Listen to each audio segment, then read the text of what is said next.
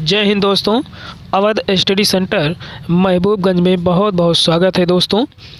जैसा कि आप लोग जान रहे हैं कि 31 जनवरी 2021 को निर्धारित किया गया है, सीटेट होना तय है और ये पर्यावरण महासंग्राम एनसीईआरटी बुक से लिया गया है, जो कि क्लास 1, 2, 3, 4, 5 और ये हमारा जो है भाग 1 है, यानी पार्ट 1 है।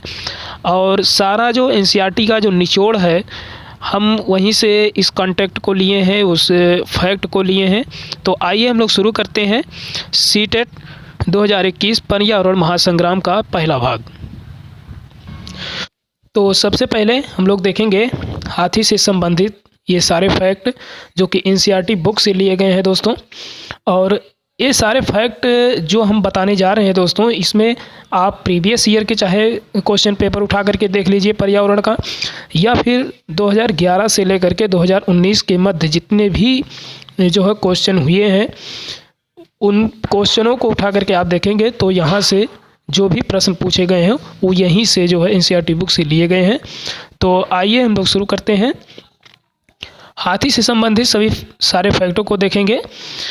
पहला फैक्ट है दोस्तों इसमें, हाथी को पानी और कीचड़ में खेलना पसंद है, इससे उसके शरीर को ठंडक मिलती है। तो जी हाँ दोस्तों, हाथी को जो है पानी और कीचड़ में खेलना पसंद है। ये काफ़ी बार पूछा जाता है दोस्तों कि हाथी को किस में खेलना पसंद होता है, तो पानी और कीचड़ में, जिससे उनके शरीर को क्या मिलती है, ठंडक मिलती है। तो ठंडक किससे मिलती है, पानी और कीचड़ में जो है खेलने से। दूसरा फैक्ट है दोस्तों कि एक बड़ा हाथी दिन में 100 किलोग्राम जो है झाड़ियाँ पत्ते खा लेते हैं। तो एक हाथी जो है दिन में कितना खाता है, 100 किलोग्राम जो है पत्ते और झाड़ियाँ खा लेते हैं। दूसरा फैक्ट है दोस्तों इसमें, हाथी बहुत आराम करता है, एक दिन में केवल 2 से 4 घंटे ही सोता है। यानी हाथी जो है बहुत कम ही आराम करता है और वो जो है 2 से 4 घंटे ही जो है ये सोता है। अगला फैक्ट है दोस्तों कि झुंड में केवल हथनियाँ और बच्चे ही रहते हैं। यानी जो झुंड, इनकी जो झुंडें निकलती हैं उसमें केवल हथनियाँ रहती हैं और बच्चे होते हैं। अगला है दोस्तों कि इस झुंड में 10 या 12 हथनी और बाकी बच्चे होते हैं। तो जो इनकी जो झुंड होती है वो 10 से 12 के बीच में होती हैं और बाकी जो होते हैं वो बच्चे होते हैं। अगला फैक्ट है दोस्तों कि 14 से 15 साल तक हाथी इस झुंड में रहता है, फिर वह झुंड छोड़कर चला जाता है। यानी जो बच्चे होते हैं वो जब 14 से 15 साल तक हो जाते हैं तो उस झुंड को छोड़ देते हैं, उसके बाद वो चले जाते हैं। तो इसमें जो हाथी से संबंधित जितने भी फैक्ट थे हमने आपको बता दिया। उनके शरीर को जो ठंडक मिलती है वो पानी और कीचड़ में खेलना पसंद करते हैं, इसलिए होता है। और एक हाथी जो होता है वो 100 किलोग्राम पत्ते और झाड़ियाँ खा लेता है। फिर हाथी जो है बहुत कम आराम करता है, 2 से 4 घंटे जो है सोता है एक दिन में। और जो झुंड इनकी होती हैं वो मात्र हथनियाँ होती हैं, यानी हाथी इसमें नहीं होते हैं, और उनके जो छोटे छोटे बच्चे होते हैं वो होते हैं। और एक झुंड में जो होते हैं वो 10 से 12 हथनियाँ ही रहते हैं और उनके बच्चे होते हैं। और जब 14 से 15 साल के जो बच्चे उनके होते हैं तो जब हो जाते हैं तो वो झुंड को छोड़ के चले जाते हैं। तो ये हाथी से संबंधित जितने भी फैक्ट था हमने जो है आपको बता दिया और ये एनसीईआरटी का निचोड़ है दोस्तों। आइए अगला देखते हैं। अगला है दोस्तों निपेंथिस के बारे में जो है ये बताना चाह रहा है। ये भी जो है एनसीईआरटी बुक से लिया गया है। तो सबसे पहले हम देखेंगे कि निपेंथिस जो पौधा है वो कहाँ कहाँ पाया जाता है। तो जो निपेंथिस नामक पौधा है दोस्तों, ये जो है इंडोनेशिया, ऑस्ट्रेलिया और भारत के मेघालय में, ये जो है 3 जगह जो है ये पाए जाते हैं। कहाँ कहाँ दोस्तों, ये जो निपेंथिस नामक पौधा है ये इंडोनेशिया में है, ऑस्ट्रेलिया में है और भारत के मेघालय राज्य में पाया जाता है। दूसरा फैक्ट है दोस्तों इसमें कि यह पौधा कीड़े मकोड़े और छोटे जीवों का शिकार करता है। जो यह निपेंथिस नामक जो पौधा है दोस्तों, ये छोटे मोटे जो कीड़े मकोड़े होते हैं उन जीवों का जो है ये शिकार करता है। अगला फैक्ट है दोस्तों, यह पौधा लंबे घड़े जैसा दिखता है जिसके ऊपर पत्ती का ढक्कन लगा होता है और इसमें खुशबू निकलती है, जिसकी वजह से कीड़े मकोड़े उसके अंदर फंस जाते हैं। तो आप चित्र के माध्यम से यहाँ पे आप देख सकते हैं दोस्तों, ये जो है घटपर्डी का पौधा है, यानी नेपेंथिस का जो है पौधा है। इसमें कह रहा है कि यह पौधा लंबे घड़े, देखिए ये जो है लंबे घड़े जैसा ये दिख रहा है। और कह रहा है कि इसके ऊपर पत्ती का एक ढक्कन, देखिए ये ढक्कन नुमा एक पत्ती लगा हुआ है, ढक्कन लगा होता है। इसमें एक प्रकार से खुशबू, अंदर से एक प्रकार से खुशबू आती है, जिसके द्वारा जो छोटे मोटे कीड़े मकोड़े होते हैं ये इसके अंदर जो है चले जाते हैं। और चले जाने के बाद ये जो ढक्कन है, इसके पत्ती नुमा जो एक ढक्कन लगी है, ये जो है बंद हो जाता है, और जिसके कारण ये कीड़े मकोड़े इसके अंदर ही रह जाते हैं। और इसे ही कहते हैं नेपेंथिस को, जो है शिकारी पौधा। अगला फैक्ट है दोस्तों कि नेपेंथिस पौधे को घटपर्डी पौधा कहते हैं। जो नेपेंथिस पौधा है इसको घटपर्डी पौधा के नाम से जानते हैं। तो आई होप ये नेपेंथिस से संबंधित जितने भी फैक्ट थे हमने आपको बता दिया। इसमें जो सबसे ज़्यादा पूछा जाता है दोस्तों कि ये कहाँ पे पाए जाते हैं, तो चाहे विकल्प में इंडोनेशिया दे देगा, या ऑस्ट्रेलिया, या फिर भारत का मेघालय राज्य। तो इन तीनों को ज़रूर याद रखिएगा दोस्तों। आइए इसी क्रम में अगला देखते हैं। हाँ, अगला है दोस्तों कि विश्व प्रसिद्ध पश्मीना के बारे में जो है एनसीईआरटी बुक से लिया गया, और सीटेट के एग्ज़ाम में ये भी देखने को मिलता भी है। तो जो पश्मीना साल, देखिए सबसे पहले हम आपको बता दें कि पश्मीना जो है ये बकरियों की एक जाति है। जो पश्मीना जो शब्द है ये आप देख रहे होंगे, पश्मीना ये जो है बकरियों की एक जाति होती है, और इनसे जो है साल बुनी जाती है। इनके जो ऊपर जो होते हैं ऊन की तरह, जो भुआ की तरह जो होता है ऊपर, तो उन्हीं के द्वारा जो है ये साल बुना जाता है। और ये चांगपा जो है एक जनजाति होती है, जो कि जम्मू कश्मीर के लद्दाख में पाई जाती हैं। ये इनके द्वारा पाली गई बकरियों के बालों से बनती है। जो पश्मीना साल है वो चांगपा लोगों द्वारा पाली गई बकरियों के बालों से बनती है। अगला फैक्ट है दोस्तों कि ठंड में 0 डिग्री सेल्सियस से लेकर के -40 डिग्री तक ये जो है इस तापमान में रह सकते हैं। मतलब इतनी ठंडक में ये जो है समावेश अपने आप को कर सकते हैं। अगला फैक्ट है दोस्तों कि इनका एक बाल इतना पतला होता है कि इनके 6 बाल हमारे एक बाल के बराबर होते हैं। जी हाँ दोस्तों, कि इनका जो है इतना पतला बाल होता है, इन बकरियों का जो बाल होता है इतना पतला होता है कि हमारे एक बाल और इनके 6 बाल। अगला फैक्ट है दोस्तों, यह साल हाथ से बनाए जाते हैं। जो इनसे जो साल बुनी जाती है वो हाथ से बुनी जाती है, और लगभग 250 घंटे, इस फैक्ट को याद रखिएगा कि 250 घंटे की बुनाई के बाद एक प्लेन साल बनता है। अगला फैक्ट है कि एक पश्मीना साल 6 स्वेटर जितना गर्म होता है। तो ये सारे फैक्ट आपको याद रखना है दोस्तों कि पश्मीना साल के बारे में। जो पश्मीना है ये बकरियों की एक जाति है, और ये जम्मू कश्मीर में लद्दाख के क्षेत्र में पाए जाते हैं। और कौन लोग पालते हैं इसे चांगपा जो जनजाति होती हैं ये लोग पालते हैं। और ये लोग 0 डिग्री से लेकर के -40 डिग्री तक अपना समावेशन कर सकते हैं। अगला फैक्ट है दोस्तों कि इनका एक बाल इतना पतला होता है कि हमारे एक बाल होते हैं और इनके 6 बाल के बराबर होते हैं। जो हमारे एक बाल हैं वो इनके 6 बाल के बराबर होते हैं। अगला है दोस्तों कि ये साल जो है, जो इनके पश्मीना साल जो बनाए जाते हैं वो हाथ से बनाए जाते हैं, और तकरीबन 250 घंटे की बुनाई के बाद एक साल जो है तैयार होता है। और ये काफ़ी गर्म होता है दोस्तों, जो कि हमारे यहाँ के जो 6 स्वेटर अगर जोड़ दिया जाए तब जा कर के उस एक साल का मुकाबला कर सकेंगे। आई होप आप लोगों को समझ में आ गया होगा दोस्तों। आइए इसी क्रम में अगला देखते हैं। अगला है दोस्तों लिंग हुफेन, सांप के मांस से बनाया जाने वाला पकवान है, जिसे हांगकांग में खाया जाता है। तो ये आप पकवान देख रहे होंगे दोस्तों, तो ये लिंग हून नामक एक पकवान है, लिंग हून। और ये किससे बनाया जाता है? सांप के मांस से बनाया जाता है, जिसे हांगकांग में खाया। हांगकांग कहाँ है दोस्तों? ये है आपका चीन में।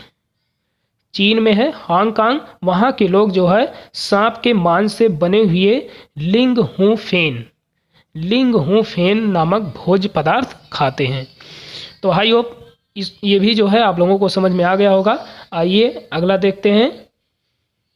अगला है दोस्तों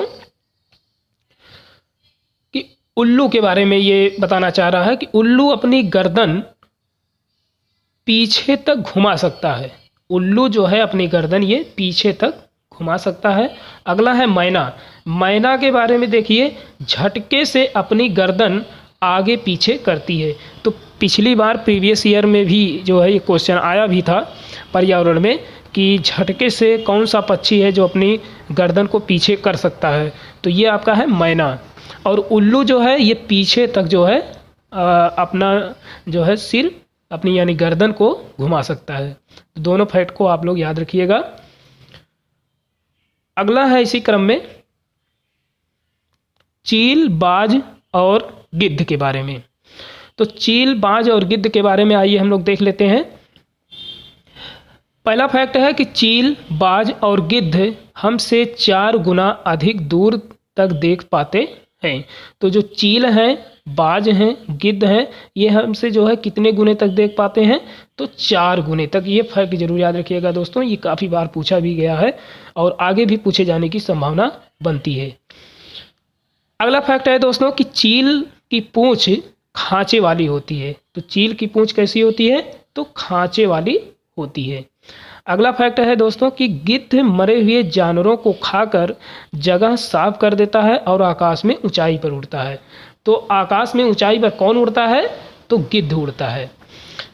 तो यानी कि चील, बाज और गिद्ध में जो सबसे ऊंचाई पर उड़ता है कौन उड़ता है? तो आपका है गिद्ध। गिद्ध जो है सबसे ऊंचाई पर उड़ता है। हालांकि अपने भारत में अब ये गिद्ध नहीं रहे, अब ये रेगिस्तानी क्षेत्रों में चले गए हैं। तो इसमें जो फैक्ट है 4 गुना एक, तो दूसरा है कि इनकी जो चील की जो पूंछ होती है वो कैसी होती है? खांचे वाली होती है। और गिद्ध जो है इन तीनों में सबसे ऊंचाई पर उड़ता है और जानवर अगर मरे हुए हैं तो उन जानवरों को खा करके ये उस जगह को साफ कर देता है। तो आई होप ये भी आप लोगों को समझ में आ गया होगा दोस्तों। आइए इसी क्रम में अगला देख लेते हैं। ये दोस्तों जो हम बता रहे हैं सब जो है एनसीईआरटी बुक से हैं, जो कक्षा 1, 2, 3, 4 और 5 की किताबों में एनसीईआरटी बुक में ऐसा दिया गया है दोस्तों। और यहीं से जो है सीटेट के एग्ज़ाम में प्रश्न जो है पूछा जाता है। तो उन्हीं सारे फैक्टों को हम बता रहे हैं दोस्तों। तो आप भी हमसे जुड़ सकते हैं सिर्फ और सिर्फ अवध स्टडी सेंटर महबूबगंज में।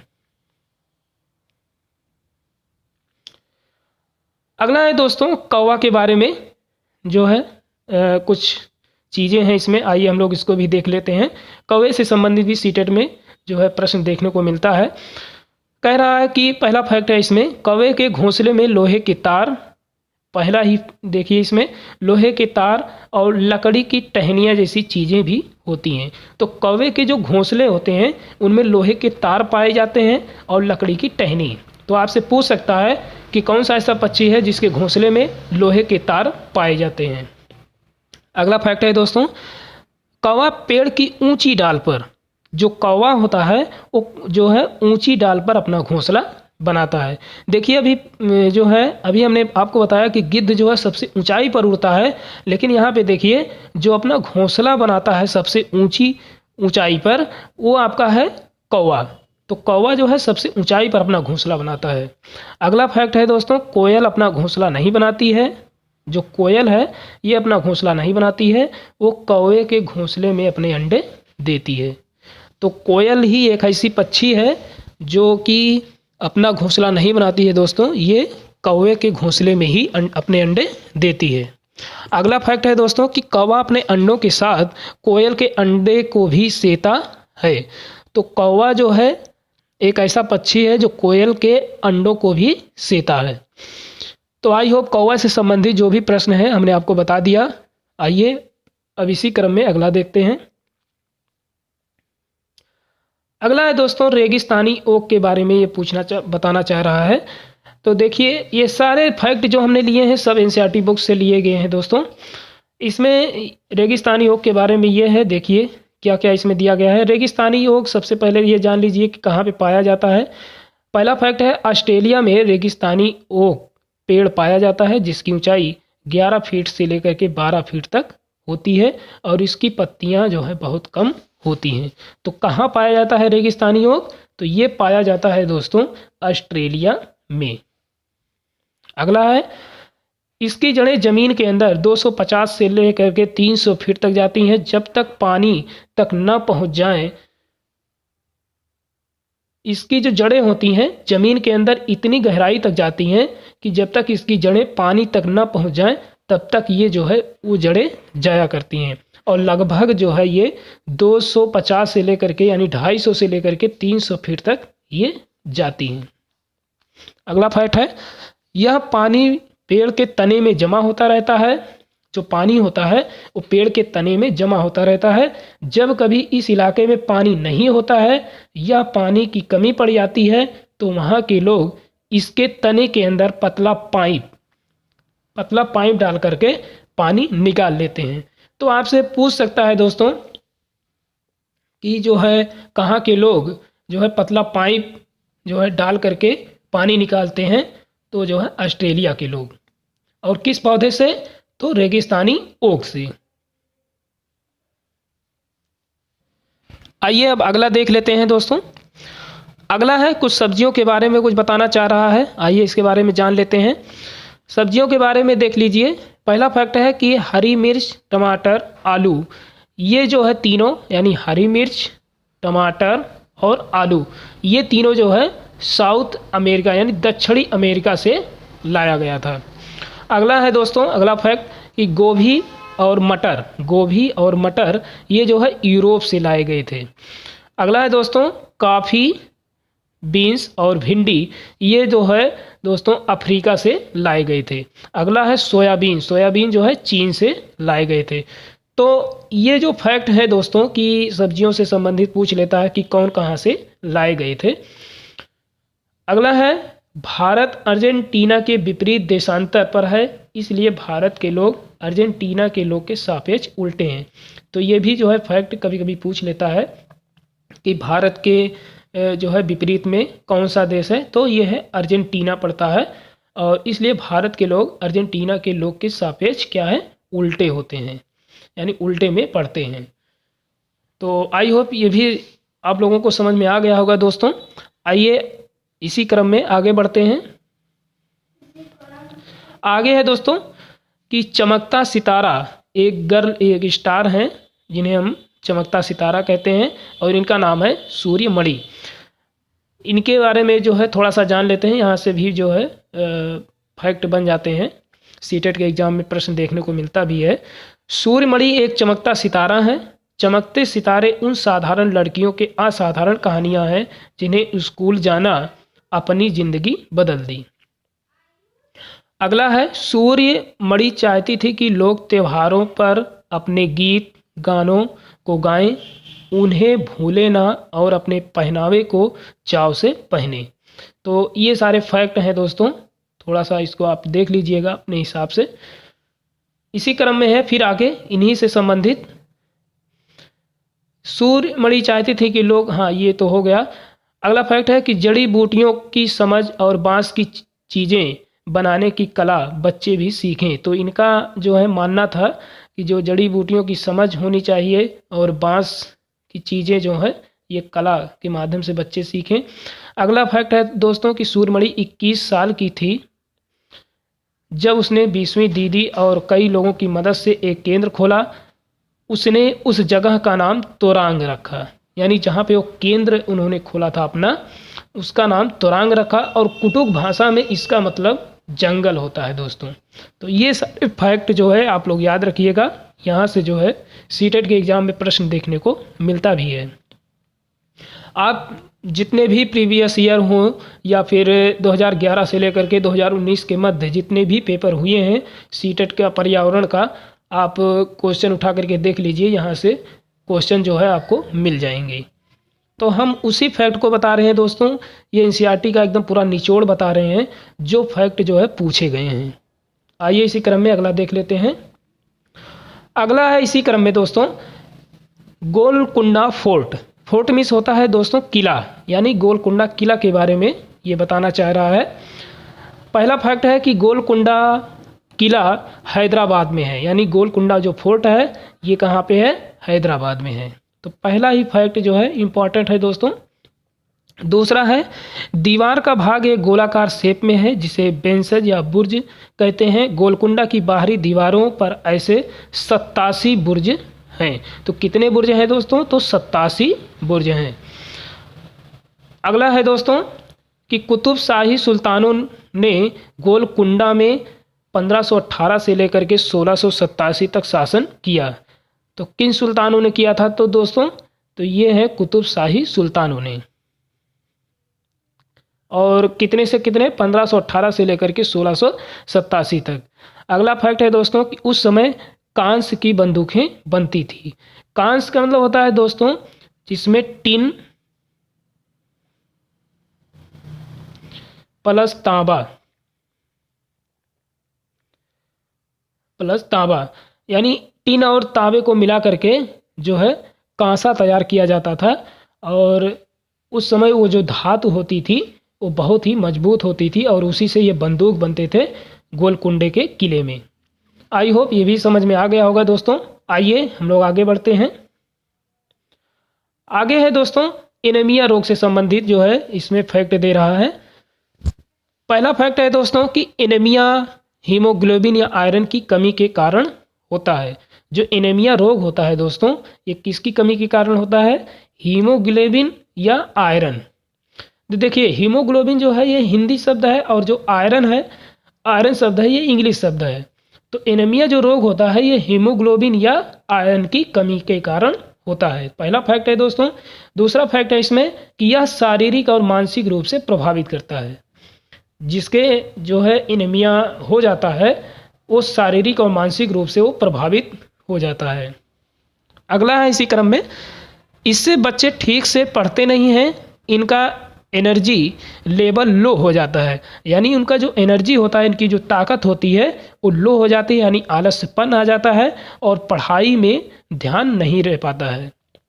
तो किस कारण से होता है, ये एनीमिया के कारण होता है। और ये जो है एनीमिया किसकी कमी के कारण होता है, तो हीमोग्लोबिन और आयरन की कमी के कारण होता है। तो यहाँ पे देख पा रहे होंगे दोस्तों कि चित्र के माध्यम से दिखाया गया है। इसमें दो पंजे दिखाए गए हैं, एक इसमें सफ़ेद दिख रहा होगा और इसमें थोड़ा सा हीमोग्लोबिन की मात्रा अधिक है, यानी लालपन ये जो है ज़्यादा दिख रहा होगा। तो इसकी जो कमी होती है कि नाखूनों में जो है सफ़ेदपन आने लगता है और जो त्वचा होते हैं इनमें भी जो है कुछ पीलेपन जो है आ जाते हैं। तो इसी कारण जो है इसके लक्षण जो पता चल जाते हैं कि एनीमिया हुआ है। तो इसके लिए डॉक्टर एक सलाह देते हैं दोस्तों कि इसमें हरे पत्तेदार सब्जी और गुड़ और आंवला, यानी यहाँ पे हम लिख दे रहे हैं दोस्तों, इसलिए मैं लिख रहा हूँ क्योंकि ये जो है सीटेट के एग्ज़ाम में ये प्रश्न जो है पूछता भी है। हरे पत्तेदार सब्जी प्लस गुड़ और आंवला।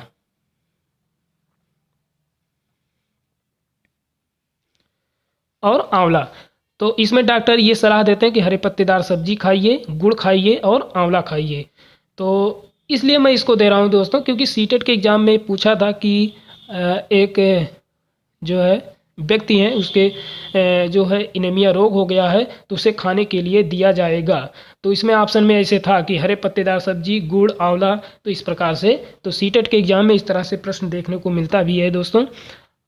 आइए अगला हम लोग देख लेते हैं। अब अगला है दोस्तों पाक्ता, यानी कि जो आप लोगों के आसपास जो पक्षी दिखाई देते हैं जैसे कबूतर, उसी का नाम है पाक्ता। तो पाक्ता जो है ये कैक्टस, ये ध्यान दीजिएगा, कैक्टस कांटों के बीच और मेहंदी की मेढ़ में अपना घोंसला बनाता है। तो जो पाक्ता है यानी जो कबूतर है ये जो है अपना घोंसला कहाँ बनाता है, कांटों के बीच और मेहंदी के मेढ़ में जो है अपना घोंसला बनाता है। अगला है कि मछलियाँ खतरों की चेतावनी एक दूसरे को बिजली तरंगों से देती हैं। तो जो मछलियाँ होती हैं अगर उनको पता चल गया कि कोई खतरा है तो एक दूसरे को जो है जो चेतावनी देते हैं वो बिजली की तरंगों के द्वारा देती हैं। अगला फैक्ट आइए देख लेते हैं। अगला है दोस्तों कि गिलहरी के दांत हमेशा बढ़ते रहते हैं। दांतों से काटने और कुतरने के कारण इनके दांत घिस जाते हैं। तो गिलहरी से संबंधित बस इतना ही पूछता है कि उनके जो दांत होते हैं वो हमेशा घिसते रहते हैं। क्यों? क्योंकि जो है वो हमेशा कुछ ना कुछ खाते रहते हैं, कुतरते रहते हैं। तो गिलहरी से संबंधित बस इतने ही फैक्ट हैं। आइए इसी क्रम में अगला फैक्ट देखते हैं। अगला है दोस्तों ब्रेल लिपि के बारे में है। देखिए ये जो चित्र आप देख रहे होंगे ये हैं लुइस ब्रेल। ये फ्रांस के थे और बचपन में ही इनकी आंखें जो है चली गई थी, अंधे हो गए थे और इन्होंने ही इसकी शुरुआत किया था ब्रेल लिपि का। तो इसमें देखिए फैक्ट क्या है कि एक मोटे कागज पर एक नुकीले चीज से 6 बिंदुओं को उभारा जाता है। फिर उभरे हुए बिंदुओं पर उंगली के सहारे इन्हें स्पर्श करते हुए पढ़ा जाता है। यह ब्रेल लिपि कहलाती है। अगला फैक्ट है यह स्क्रिप्ट 6 बिंदुओं पर आधारित होता है। ये सबसे महत्वपूर्ण बिंदु यही है दोस्तों। इसमें पूछता है कि ये कितने बिंदुओं पर आधारित होता है। तो ये जो है 6 बिंदुओं पर आधारित होता है। आइए इसी क्रम में अगला देख लेते हैं। अगला है दोस्तों कि नेशनल पार्क के बारे में थोड़ा सा फैक्ट है इसमें। ये कक्षा 5 की किताबों में दिया गया है ऐसा, एनसीईआरटी बुक में। तो यहीं से जो है फैक्ट ये उठा करके दे देता है। पहला फैक्ट है दोस्तों कि Jim Corbett national park Uttarakhand और यहाँ हाथी और चीता पाए जाते हैं। तो जिम कॉर्बेट नेशनल पार्क जो है ये उत्तराखंड में है और ये जो है हाथी और चीता के लिए प्रसिद्ध है। अगला है दोस्तों काजीरंगा राष्ट्रीय पार्क असम में है। यहाँ एक सींग वाले गैंडे के लिए मशहूर है और यहाँ हाथी और चीता भी पाए जाते हैं। तो काजीरंगा कहाँ पे है जो है ये असम में है और यहाँ पे एक सींग वाले गैंडे पाए जाते हैं और यहाँ पे हाथी और चीते भी पाए जाते हैं। अगला है दोस्तों अगला फैक्ट जो है गिर राष्ट्रीय उद्यान गुजरात के जूनागढ़ में है और यहाँ जो है चीता और बब्बर शेर पाए जाते हैं। तो जो गिर है गिर राष्ट्रीय उद्यान ये गुजरात के जूनागढ़ में है और यहाँ जो है चीता और बब्बर शेर जो है इसी के लिए ये प्रसिद्ध है। एक चीज़ के लिए और प्रसिद्ध है दोस्तों गिर राष्ट्रीय उद्यान, ये है आपका जंगली गधे के लिए। अगला फैक्ट है दोस्तों कि भारत का सबसे बड़ा राष्ट्रीय उद्यान हिमिस, इसका नाम है दोस्तों हिमिस हाई करके है जो कि लेह में पड़ता है। और अब जो है ये जम्मू कश्मीर जो है राज्य नहीं रहा, ये 2 केंद्र शासित प्रदेशों में बढ़ भी गया है। आप लोग जान भी रहे होंगे दोस्तों, जम्मू कश्मीर और एक दूसरा आपका बन गया है लद्दाख। तो लद्दाख की जो राजधानी है वो लेह है और जम्मू कश्मीर की राजधानी अभी भी श्रीनगर है। तो जो लेह है उसी में है हिमिस हाई जो कि भारत का सबसे बड़ा राष्ट्रीय उद्यान है। अगला फैक्ट है दोस्तों कि सबसे छोटा राष्ट्रीय पार्क साउथ बटन, ये साउथ बटन है दोस्तों, ये कहाँ पे है अंडमान निकोबार में है। एक नेशनल पार्क और पूछता है कि जो है केबुल लामजाओ जो कि मणिपुर में है और ये जो है एक तैरता हुआ उद्यान है। तो कहाँ पे है ये दोस्तों केबुल लामजाओ? तो मणिपुर में है जो कि एक तैरता हुआ राष्ट्रीय उद्यान है। तो उद्यान से संबंधित जो भी महत्वपूर्ण फैक्ट था हमने आपको बता दिया दोस्तों। आइए अब इसी क्रम में आगे चलते हैं। आगे है दोस्तों समुद्र तट के बारे में ये जो है बताना चाह रहा है।